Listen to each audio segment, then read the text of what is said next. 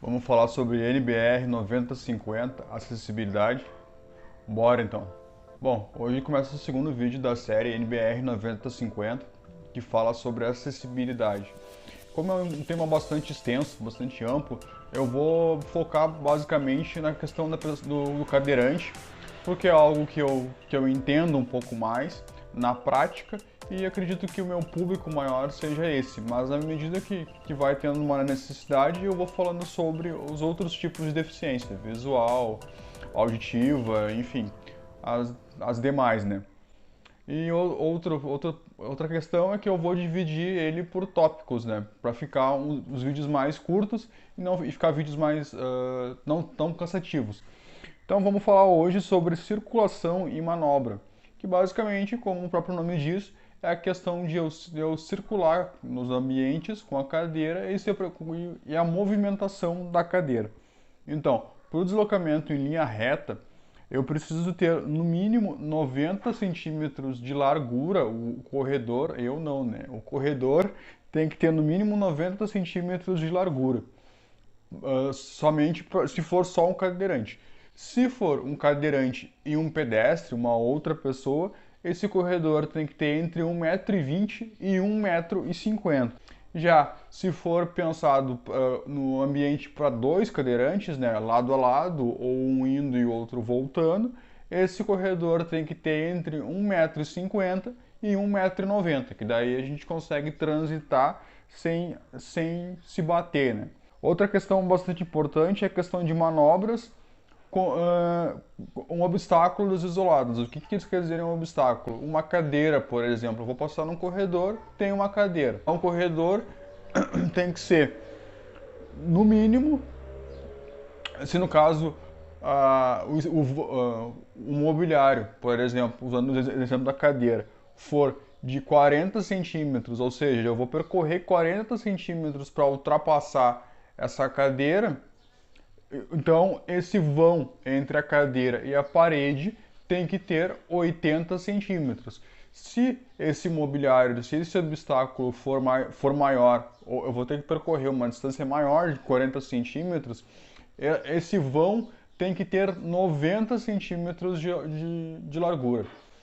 Você deve estar se perguntando o porquê essa diferença. Pois é, eu também não sei, mas é isso que diz na NBR.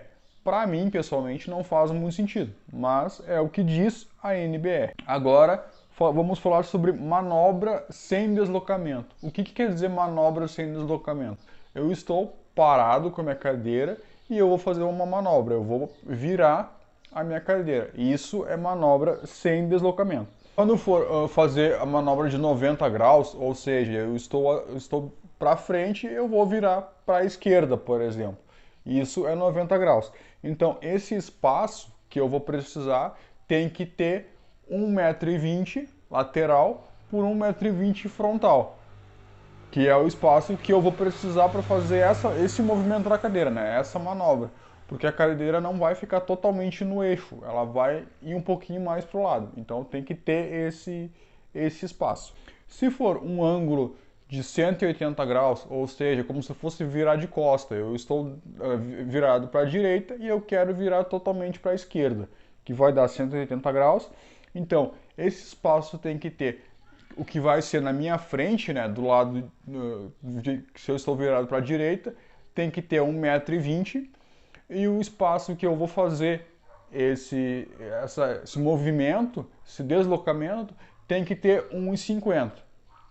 Então é 1,20 m por 1,50 m. Já se eu vou fazer um movimento de 360 graus, vou dar uma volta completa, esse círculo que eu vou fazer tem que ter 1,50 m.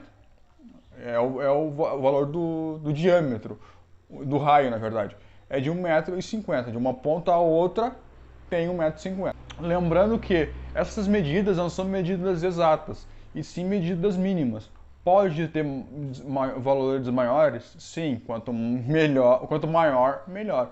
Porém, não pode ter menor que isso, senão está em desconformidade com a NBR. Agora falando de uma manobra com deslocamento, por exemplo, eu estou andando em linha reta e eu quero num corredor, por exemplo, e eu quero virar à esquerda. Se o canto que eu vou virar for sextavado, ou seja, ele não for reto, ele tiver uma quebrada, tem que ser da seguinte forma.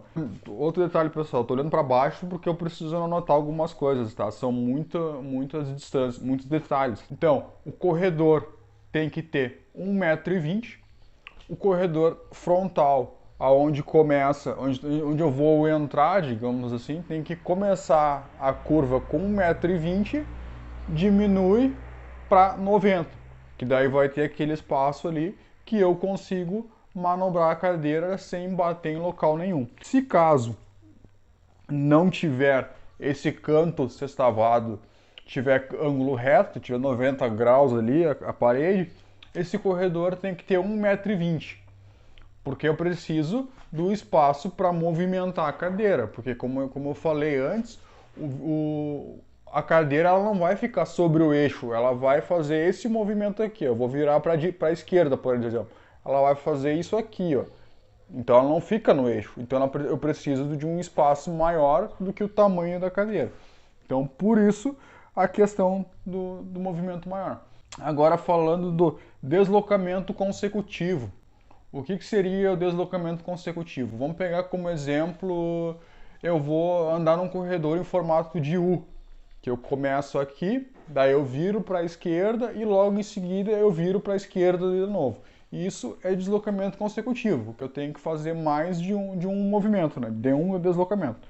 Daí funciona da seguinte forma: a largura tem que ser de 1,20 m, de 90 centímetros, se a reta intermediária, no caso a segunda reta, levando em consideração que a gente está falando de um U, né, no sentido de U, se essa reta aqui for de 1,20 m de comprimento, esse corredor aqui e o corredor da frente e o lateral podem ser de 90 centímetros de largura, se for até 1,20 m ou mais. Se o corredor for inferior a 1,20 m até 60 centímetros, essa largura tem que ser de 1,05 m. Então tem que ser 1,05 m aqui, 1,05 m aqui e 1,05 m aqui. Se o corredor da frente for menor de 1,20 m até 60 centímetros de largura. Se o corredor for 180 graus, ou seja, digamos que eu estou numa fila de banco, por exemplo, que eu estou aqui, eu vou fazer essa volta e vou voltar pelo outro lado. Não tem corredor aqui na frente, eu só vou fazer a volta. Então, esse espaço aqui tem que ter 1,50 m. Esse espaço da frente, que é o espaço que eu vou precisar de mais distância, tem que ter 1,90 m, porque eu tenho que ter o espaço para fazer a manobra e o espaço para voltar da cadeira, então, com a cadeira.